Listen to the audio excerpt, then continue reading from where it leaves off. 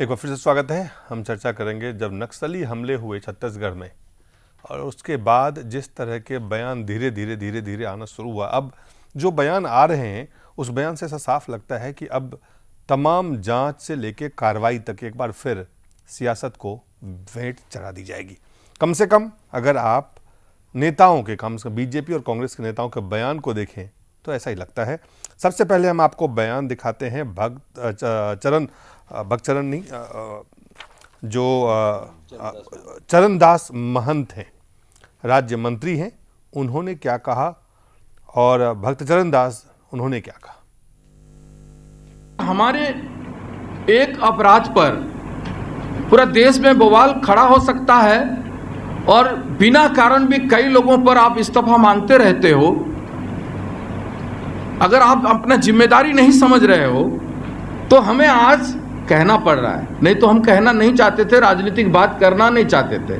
2 दिन से मैं शांत था, मैं समझता था कि मुख्यमंत्री अपना जिम्मेदारी समझ के इस्तीफा देंगे। वो बयान जो बिल्कुल केंद्रीय राज्य मंत्री चरणदास महंत ने दिया था, वो बयान आपको हम नहीं सुना पा रहे हैं, लेकिन उन्होंने कहा था कि इसमें एक राजनीतिक साजिश के तहत ये हमला हुआ है। और ये बात यहीं पे नहीं रुकी।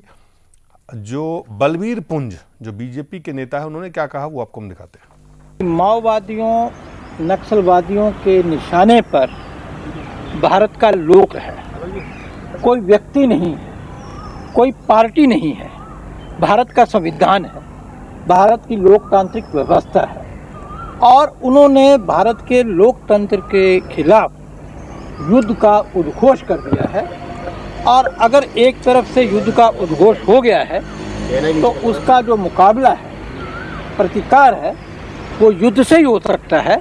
और इसलिए भारतीय व्यवस्था को, एस्टेब्लिशमेंट को, भारतीय राज्य को इन आतंकवादियों के खिलाफ पूरी शक्ति के साथ युद्ध की घोषणा करनी चाहिए। और किसी के मन में ये द्वंद्व नहीं होना चाहिए कि ये उनकी लड़ाई जो नक्सलवादियों की है वो एक व्यक्ति विशेष के खिलाफ है या किसी राजनीतिक दल के खिलाफ है। उनकी लड़ाई जो है वो भारत की बहुलवादी लोकतांत्रिक व्यवस्था के खिलाफ है। आरपीएन सिंह गृह राज्य मंत्री, उन्होंने क्या कहा। केंद्रीय गृह मंत्री तो अब तक हिंदुस्तान पहुंचे नहीं है, इस पे भी बीजेपी ने सवाल उठाए, लेकिन जो गृह राज्य मंत्री उन्होंने क्या कहा वो आपको हम दिखाते हैं। I'm not going to respond to letters written by Moyes. We are already set up an NIA team which is going to investigate all the shortcomings that were there in the security lapses. The Home Secretary is already in Raipur today for security review. We will have a security review and we will take whatever appropriate action is required in the matter. As far as the letter is concerned, we're killing Nand Kumar Patel's son in cold blood. Was that human or inhuman? The way they have been planting IEDs in dead, in killing our CRPF personnel and ripping open their bodies and putting IEDs in their thing, is that human? And they are talking about the kind of things they're doing. I think it is barbaric and violence that they have taken it to a new level. I think it is something that if they try to say that we were only attacking these police, 24 people are dead, 34 are injured. And then they try to say that they are only targeting a few people, and the Congress party or political parties are in unison to fight this menace of Naxalism. और कीर्ति आजाद, उन्होंने क्या कहा वो भी आपको हम दिखा देते हैं। यही तो दुर्भाग्य है कांग्रेस का कि ऐसे मसलों पे भी जो राष्ट्र का मसला है उसके ऊपर भी राजनीति करते हैं, ये लाशों की राजनीति करते हैं। यह इनका दायित्व है, या कोई लॉ एंड ऑर्डर राज्य का मामला नहीं है, यह कोई छीना झपटी, मर्डर, चोरी, डकैती का मामला नहीं है जो इसको राज्य सरकारें देखेंगी। ये मामला एक माओइस्ट नक्सल का है और ये नक्सल मामला पूरे देश का है। इसके अंदर 150 से अधिक ऐसे क्षेत्र हैं जो नक्सल द्वारा प्रभावित हैं और इसके लिए आवश्यक ये है कि एक सेंट्रलाइज टीम कोई होनी चाहिए जो कोऑर्डिनेट करे सब राज्यों में। एक राज्य से दूसरे राज्य में भागते हैं तो जो एक राज्य अगर झारखंड से भागे वो छत्तीसगढ़, तो झारखंड अपनी सीमा तक रहता है और जब तक छत्तीसगढ़ को खबर करता है तब तक वहाँ पे गड़बड़ हो जाती है। इसलिए इस समय इस प्रकार की कांग्रेस राजनीति, लाशों की राजनीति न करे, देश की राजनीति करे। और हमारे साथ हैं शकील अंसारी साहब, हैं सदस्य हैं ओबीसी आयोग के और पूर्व मंत्री हैं बिहार के और कांग्रेस के सचिव भी रहे हैं। शकील साहब, आपसे जानना चाहते हैं कि जैसे जैसे मुझे लगता है 3 दिन नहीं हुए हैं लेकिन सियासत की शुरुआत हो चुकी है पूरी तरह से, इस पे कैसे देखते हैं इस सियासत को आप?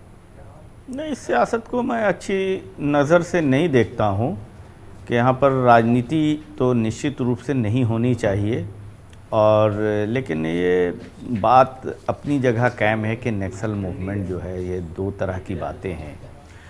नक्सलबारी और फिर जो माओवादी, ये 2 अलग अलग चीज़ें हैं जिनको अच्छी तरह से समझना चाहिए।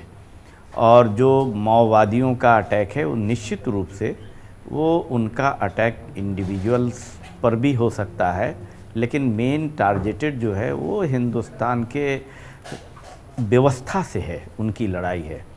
तो अब व्यवस्था कायम करने के लिए जो पार्लियामेंट्री डेमोक्रेसी के हिस्सा हैं वो पॉलिटिकल पार्टियां हैं, और पॉलिटिकल पार्टियां अपने अपने तरीके से काम कर रही हैं।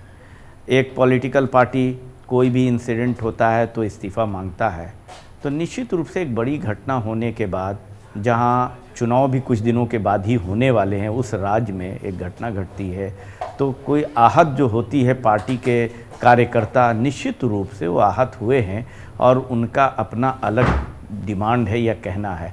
लेकिन नैतिक जिम्मेदारी तो भी समझनी चाहिए। जब आप नैतिकता का पाठ हर दिन पढ़ाते हैं दूसरे लोगों को, तो आपको भी अपनी नैतिकता की जिम्मेदारी को निभानी चाहिए।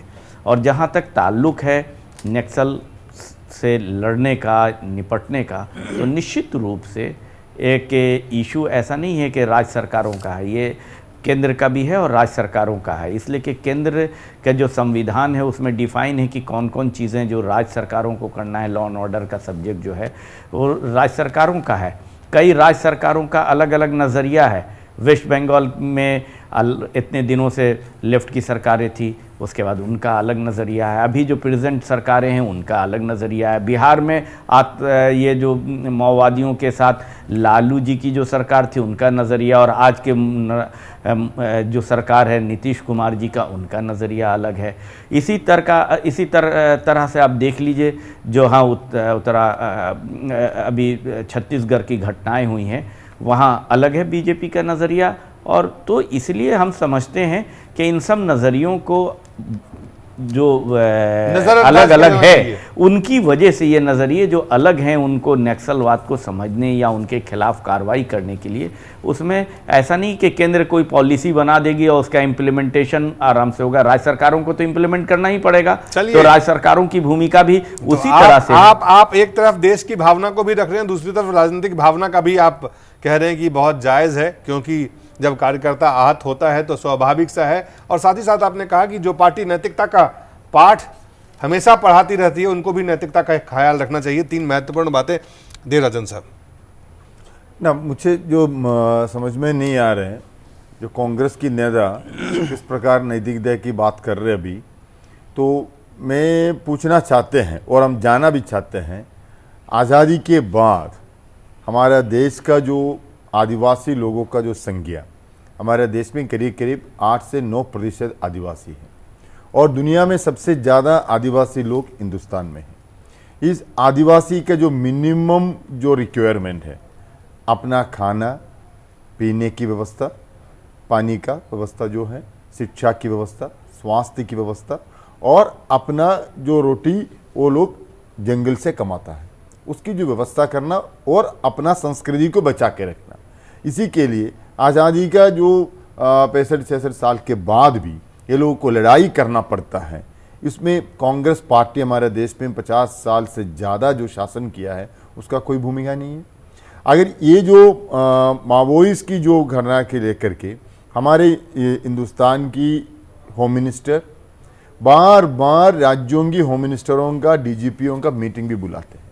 जो लास्ट रिपोर्ट के मुताबिक अगर देखेगा तो हिंदुस्तान की 602 जिला में करीब करीब 200 जिला में 17 स्टेट में ये माओवाइस्ट प्रभावित इलाका है।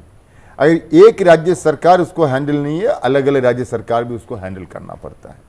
तो हम जरूर माओवाइस्ट का जो मुद्दा इन लोगों ने जो उठा रहे, जो आदिवासियों के जो मुद्दा मैंने जो किया है, वो मुद्दा हम समर्थन कर रहे हैं।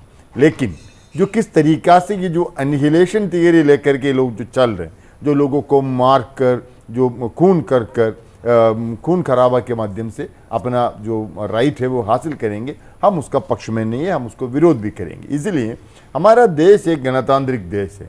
गणतांत्रिक देश में एक मॉडर्न जो आधुनिक समाज में हमको प्रोटेस्ट करने का, राइट को प्रोटेक्ट करने का बहुत सुविधा है। उसी के माध्यम से आपको ये करना चाहिए। लेकिन ये जो कमियां हुआ है हमारे शासन में, इस कमियां को पूरा करने की जिम्मेदारी जरूर हम कहेंगे कांग्रेस का ज्यादा है, उसके बाद ही बीजेपी की आता है। पुष्पन, और आपका है कुछ कि नहीं देवराजन जी? जी, आपका भी कुछ है कि नहीं? जरूर है, हम जरूर कहेंगे। इसलिए हम, अगर आप 2 मिनट अगर मेरा बात अगर सुन ले, हम जरूर कहेंगे। आपको जरूर याद होगा पश्चिम बंगाल में ज्ञानेश्वरी एक्सप्रेस में 150 लोग मर गए थे। उसको ज्ञानेश्वरी एक्सप्रेस में बॉम्ब लगाया था। तब उस समय क्या कहा था? वामपंथियों ने अपना चुनाव जीतने के लिए इन्होंने ये कर दिया है। पता चला बाद में माओवादी ने किया। ये माओवादी को समर्थन कौन किया था? ये तृणमूल कांग्रेस ने किया था। तृणमूल कांग्रेस के साथ हाथ मिला करके माओवादी से मदद लेकर के एक ही टारगेट था, वामपंथी को हटाओ। वामपंथी को हटा दिया। अभी क्यों पश्चिम बंगाल में माओवादी की नाम ही नहीं सुना है? कहाँ चले गए ये माओवादी? वहां से छत्तीसगढ़ में आ गया। पश्चिम बंगाल में क्यों माओवादी के नाम ही नहीं आ रहे आजकल? जो किशन जी को लेकर के साल के हम जरूर कहेंगे, शकील जी आप भी जरूर, आपको याद होगा किशन जी कूद आकर के अपना मुंह बंद करके हर चैनल में एक बात कर रहे थे, हम ये चाहते हैं पश्चिम बंगाल से वामपंथी को सत्ता से हटाना और ममता बनर्जी को मुख्यमंत्री के रूप में हम देखना चाहते हैं। वो तो आप राजनीति की बात कर रहे हैं। पहले हम ये तो बताइए, आप ये भी तो बताइए ना, आपने कहा कि हम समर्थन करते हैं मदद और लेकर डेवलपमेंट और आदिवासी फायदा के लिए देवराजन जी आपकी बात सुन रहे हैं, आप मेरी बात राजनीतिक फायदा के लिए इस्तेमाल किया है, उसके वजह से आज भी यही हुआ है। हम जरूर कहेंगे राजनीतिक फायदा के लिए इन लोगों ने जो इस्तेमाल किया है, माओवादियों को जो बढ़ावा दिया है, तो हम आपको एक ही याद दिलाना चाहता है, नक्सलवादियों के साथ एक बात हम आपको याद दिलाना चाहता है। पश्चिम बंगाल में प्रोटेक्ट करने की बात कर रहे हैं, मिदनापुर जिला में, मैं उदाहरण के तहत बोलना आप चाहता प्रोटेक्ट है। कर रहे हैं, किस तरह से आप कर रहे हैं? जरूर आप कहेंगे। आपने कहा कि आदिवासी कल्चर, क्यों आदिवासियों के बच्चों को विद्या हासिल करने के लिए कोई जरूरत नहीं है? सरकार की योजनाएं से भवन जब बन रहा है, रोड बन रहे हैं, स्कीम्स आ रही है, तो माओवादी तो सारे स्कूल भवन को तोड़ दिए सारे जगह। तो कहां वो डेवलपमेंट की लड़ाई है जिसकी आप बोल रहे हैं? कल्चर की, ये आदिवासी और दलित और ये कल्चर के नाम पर ये माओवादी पूरे देश के संविधान को चैलेंज कर रहे हैं, उनका आप प्रोटेक्ट कर रहे हैं। आप कैसे आपकी बात को कह रहे हैं? हम व्यवस्था के खिलाफ जो करने का अधिकार नहीं है, कि हमारे हिंदुस्तान के अंदर जो व्यवस्था के खिलाफ आपका प्रोटेस्ट करने का, रेबल बनने का अधिकार नहीं है किसी का। उसका एक ही आपके हाथ एक में उत्तर है, आप मिलिट्री को भेजेंगे। सरकार के खिलाफ बोलने का, सरकार के खिलाफ काम करने का अधिकार है सभी का डेमोक्रेसी में। नहीं आप तो ये जो डेवलपमेंटल प्रोग्राम जो चाहते हैं वो जो कोई काम है, माओवादी और लेकिन जो मारपीट है हम उसको विरोध करते हैं। शकील साहब आपके पास भी लौटेंगे, देवराजन साहब के पास भी लौटेंगे, लेकिन पुष्पेंद्र को बीच में लाना चाहते। पुष्पेंद्र, मैं सिर्फ जो बात शकील भाई कह रहे हैं मैं उसमें उनके साथ हूं, और देवराजन जी से मैं ये पूछना चाहता हूं कि जो बात शकील भाई कह रहे हैं कि आपके प्रोटेस्ट के अधिकार की लिमिट क्या है? आप डिमॉन्स्ट्रेशन करें, आप डेमोक्रेसी के अंदर बहुत सारी आजादी मिली हुई है। इस दुनिया के अंदर बहुत सारे ऐसे, और भारत उन देशों में से है कि जहां डेमोक्रेसी के ऊपर भी बहुत सारी चीजें उससे आगे बढ़ के भी हो रही हैं। मेरा सवाल यह है कि आप अधिकार इस देश में हम तमाम सारे लोग, चाहे शहरी जिंदगी जी रहे हो, चाहे आदिवासी के बाहर जी रहे हो, हम सबकी जीवन में सब कुछ हम लोगों ने वो प्राप्त नहीं किया है। हम भी सत्ता और व्यवस्था से नाराज हैं, हमारे साथ भी बहुत सारा अन्याय हुआ है, लेकिन इस अन्याय की लिमिट इस लोकतंत्र में क्या यह हो सकती है कि हर आदमी हथियार उठा ले, हर आदमी माइन बिछा दे, हर आदमी आपकी विचारधारा से एक मिल न करे, आप उसको उड़ा दें? इस बात के साथ मैं शकील साहब के साथ खड़ा हूं। देवराजन सिंह से मैं एक छोटा सा सवाल पूछना चाहता हूं। आप बार बार कह रहे हैं कि उनके साथ अन्याय हुआ है, विकास नहीं हुआ है, तमाम सारी बातें जायज हो सकती हैं आपकी, लेकिन इनमें और आतंकवादियों में 26/11 के हमले में जिसमें एक आदमी बाहर से आता है और मार के चला जाता है और उसके बाद फिर यह कहा जाता है कि देखिए साहब ये तो व्यवस्था ऐसी हो गई है जिसकी वजह से लोग नाराज हैं, लोग गुस्से में हैं, तो क्या आप जस्टिफाई करते हैं कि हर आदमी इस देश में जो व्यवस्था से नाखुश है, जो डेवलपमेंट की धारा में उसको कुछ नहीं मिला है, वो हथियार उठा ले और इस देश की व्यवस्था और सत्ता और संविधान के खिलाफ खड़ा हो जाए? तो क्या आप चाहते हैं सिविल वॉर हो जाए? क्या आप समझते हैं अधिकारों का मतलब यह है कि हमें नहीं मिला तो हम मार देंगे? यह मैं देवराजन सिंह से सवाल पूछना चाहता हूं कि आतंकवादी में और माओवादी में कैसे आप फर्क करेंगे फिर ये बात? देखिए, हम मेरा बात को किस प्रकार से लिया है हमको समझ में नहीं आ रहा है, लेकिन हम जरूर कहेंगे किस प्रकार जो एनिहिलेशन थियरी इंप्लीमेंट करते हुए ये लोग जा रहे हैं, हम उसका समर्थन नहीं करेंगे। कोई भी राजनीतिक नेताओं को मारने का, कोई भी सिक्योरिटी पर्सनल को जान लेने का, कोई भी आदिवासी इनोसेंट पीपल का जान लेने का अधिकार कोई भी संगठन का नहीं है, माओवादियों का भी नहीं है। हम सिर्फ ये बोल रहे हैं इन लोगों का जो मोडस ऑपरेंडी को हम समर्थन नहीं कर रहे। आइडिया ऑफ फाइट एकदम हम, बट वो आइडिया एग्जिस्ट करता है। नहीं, हम इसको विरोध कर रहे हैं, उसको रोकने की जिम्मेदारी सरकार का है। मेरा एक सवाल है, मेरा एक सवाल है पुष्पेंद्र, आज वो देखिए जो माओवादी के नाम पे आज ये जो धंधा चला रहे हैं, वहां पे छत्तीसगढ़ में बिजनेसमैन, बाकी पॉलिटिकल पार्टी की जिस तरह से सांठगांठ है, जिस तरह से पैसे लूट के, वहां पे कोई आइडिया है भी अब? That is the question. Is there any idea of fight for the tribal? Do you find any idea? Clarification देने की जरूरत भी है। आपने एकदम ठीक प्रश्न पूछा है।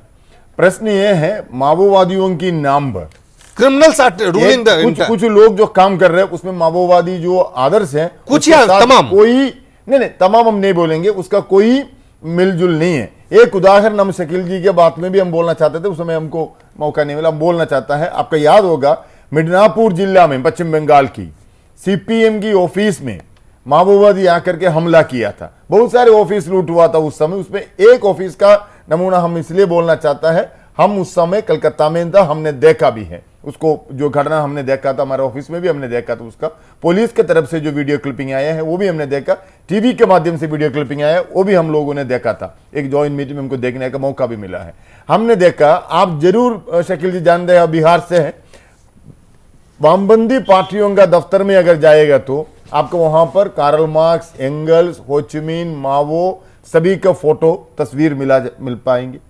ये जो वर्तमान जो मिदनापुर जिला में माओवादी ने आकर के सीपीएम का ऑफिस में जो हमला किया, कंप्यूटर तोड़ा, सब जो फाइल है उसको जलाया, उसके बाद बाहर में जो आग लग गया था उसी में हर एक फोटो उठा करके इन लोगों ने आग में फेंक दिया। वो जो आग में फेंकने में उसमें मावो का फोटो भी था, जो माओवादी का नाम पर जाकर के सीपीएम के ऑफिस में हमला किया। पूरे देश में नहीं हुआ है। तो आपको लगता है कि माओवादी कहीं पे है? जो आइडिया था फाइटिंग फॉर द मेरे कहने का मतलब है, मेरा सवाल है, कोई मालूम नहीं है माओ का फोटो, फोटो वो भी उठा के आग में फेंक दिया। देवराजन को कोई मालूम नहीं है। देवराजन सब जो सवाल है प्रकार का फेक पॉइंट है उसमें। नहीं फेक नहीं, क्या अब ये टोटली फेक मूवमेंट नहीं होगा? It's not a criminal nexus with some other vested interest who are killing the people, innocent people for the something else, nothing to protect the tribal rights, nothing to protect the poor, कुछ भी, किसी का गरीब को, किसी का, इसमें कोई आइडिया ही नहीं है। It's devoid of any idea today. No, I humbly differ with you. एकदम इन टोटो हम नहीं बोल पाएंगे।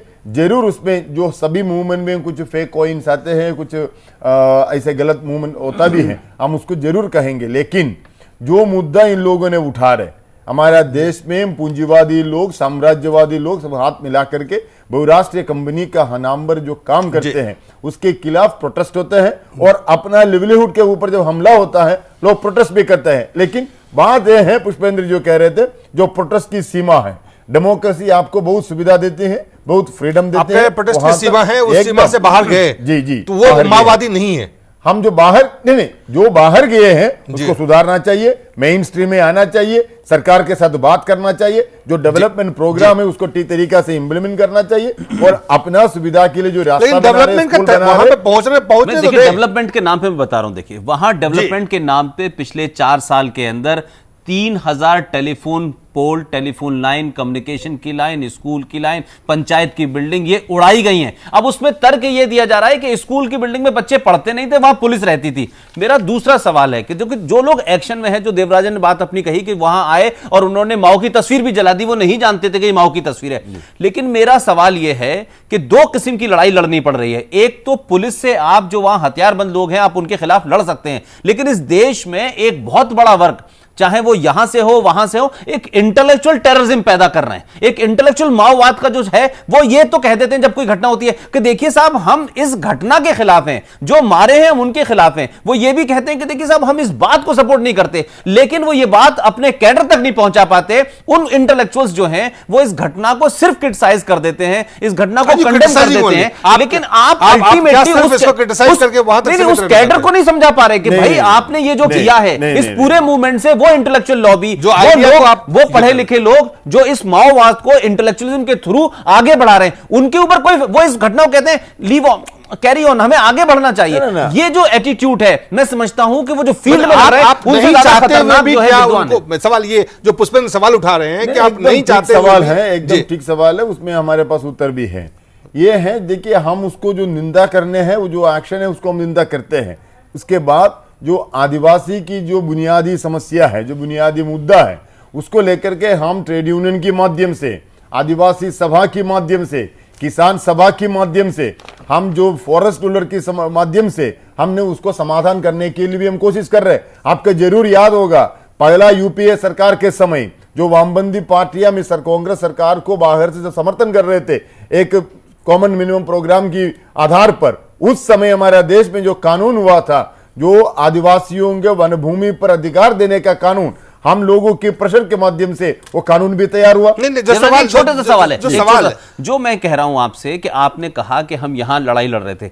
2006 में प्रधानमंत्री इस देश को यह कहते हैं कि इस देश की आंतरिक सुरक्षा को सबसे बड़ा खतरा जो है वो माओवाद से है, और ये ख्याल मैं समझता हूं हर साल वो रिपीट भी करते रहे। और जब 2006 में वो ये कह रहे थे, उस वक्त आप लोग सत्ता के भागीदार थे। उसी जमाने, उसके बाद से लेकर अब तक मैंने ये नहीं देखा कि दिल्ली की सड़कों पर वो विद्वानों ने रास्ता रोका हो, जाम लगाया हो, पार्लियामेंट को ब्लॉक किया हो कि आदिवासियों के राइट और संविधान में जो ट्राइबल काउंसिल की बात कही गई है उसको लागू करने की बात। और उसके अलावा आप ये देखें, अभी हाल में 6 अप्रैल 2010 को जिस तरीके से माओवाद ने घात लगा के 76 या 74 पुलिस वालों, सीआरपी के जवानों को मारा, उसके बाद मैं कहता हूं कि एक कमेटी बनी बाकायदा प्रधानमंत्री के, उस कमेटी के बारे में ये इंटेलेक्चुअल जो माओवाद को प्रचार करते हैं, इन्होंने कभी नहीं पूछा सरकार से कि आपने क्या किया। मैं कहता हूं कि जो सवाल आपको पूछने चाहिए थे वो आपने दबाव नहीं बनाया, आप सिर्फ कंडेम करते हैं, निंदा करते हैं, वैसे ही जैसे देश में भ्रष्टाचार को लेकर के हम लोगों ने, देवराजन साहब हमारे साथ एक वरिष्ठ बीजेपी के वरिष्ठ नेता है, हमारे पास समय बिल्कुल खत्म हो गया है,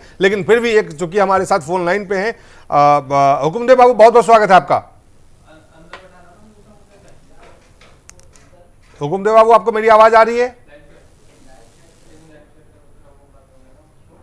मुझे लग रहा है कि उनसे बात नहीं हुआ। शकील साहब, आपने पुष्पेंद्र जी को, देवराजन जी को सुना, आखिरी सवाल आपसे, और जो सवाल कि क्या जो नक्सल हिंसा है, जो माओवाद के नाम पे आज देश के कई हिस्सों में है, क्या वो वाकई गरीबों की कोई लड़ाई लड़ रहे हैं? नहीं, इससे हम सहमत नहीं हैं कि ये गरीबों की लड़ाई के नाम पर सत्ता परिवर्तन या देश के संविधान को चैलेंज किया जा रहा है। इसलिए कि अभी आपने देखा डेवलपमेंट का इशू पहले कहा जाता था नक्सल मूवमेंट के लिए, लेकिन डेवलपमेंट को इनको इनकार है। स्कूल के भवन को तोड़ते हैं, टेलीफोन लाइन को काटते हैं, रोडों को ब्लॉक करते हैं, तोड़ देते हैं, बनने नहीं देते हैं, लेवी ले रहे हैं, ये सब चीज़ें हैं। लेकिन हम देवराजन जी से ये पूछना चाहते हैं कि ये आइडियोलॉजी का सपोर्ट कर रहे हैं, तो 32 साल 33 साल इन्होंने 35 साल हुकूमत की थी वेस्ट बंगाल में, तो ये आइडियोलॉजिकल तो ये सब एक थे, तो ये क्यों शिकायत कर रहे हैं माओवादियों का आज कि माओवादी का रास्ता क्या है और नहीं है? तो वो क्यों नहीं शॉर्ट आउट कर सके थे? अगर किसानों का, अगर वो समझते हैं कि आदिवासियों का मसला था, तो इसके मतलब लेफ्ट सरकार में, इनकी सरकारों में और इनके आइडियोलॉजी में आदिवासियों का प्रोटेक्शन नहीं है। हम आपको याद दिलाना चाहते हैं, अंतिम में पश्चिम बंगाल में इसी प्रकार का माओवादी कभी नहीं था, अभी भी नहीं। आप देख लीजिए, तो फिर आइडियोलॉजिकल आप सपोर्ट करेंगे हमारे। देखिए ना, जब आप एक बात से हमारे पास उसका इंफॉर्मेशन भी था उस समय। झारखंड से, ओडिशा से आए हुए लोग हैं, उसको तृणमूल कांग्रेस ने राजनीतिक फायदा के लिए इस्तेमाल किया है। सिंगूर और नंदीग्राम घटना में हमारे सामने है। चलिए बड़ा सवाल खड़ा हो जाता है इस पे ये सवाल मैं सिर्फ कहना चाहता हूं कि आप इसका क्या कहना है, और शकील भाई भी मौजूद हैं, कि इस देश में गुजरात में जब दंगे हुए तो बहुत सारी बातें मोदी के लिए कही गई, उसको नीरो भी कहा गया। मैं कह रहा हूं कि जहां सोनिया गांधी ने और प्रधानमंत्री ने और राहुल गांधी ने कहा यह लोकतंत्र पे हमला है, इस देश की व्यवस्था पे हमला है, संविधान पे हमला है, और इस देश में इस हमले को बहुत बड़ा माना जा रहा है, लेकिन इस देश का गृह मंत्री न्यूयॉर्क में छुट्टियां बिता रहा है, उसने वहीं से कह दिया कि एनआईए जांच करेगी। लंदन के अंदर एक पुलिस वाले फौजी की गर्दन कटती है, वहां का प्रधानमंत्री अपनी पूरी की पूरी प्रधानमंत्री जो है विजिट करके वो आ जाता है, लेकिन भारत का गृह मंत्री न्यूयॉर्क में बैठ के जवाब देता है। हमारा समय खत्म हो गया। शकील साहब, अगर कोई एक शब्द में कुछ कहना चाहते हो। देखिए, सबसे बड़ी बात यह है कि ये जो घटना है इसकी निंदा होनी चाहिए, और स्ट्रॉन्ग विल के साथ राज्य सरकारों और केंद्र सरकार को नीति बनाकर लड़ना चाहिए। सबसे बड़ा इस देश के बहुत जो शिंदे साहब हमारे, हम जो पहले कहा है, सिर्फ एक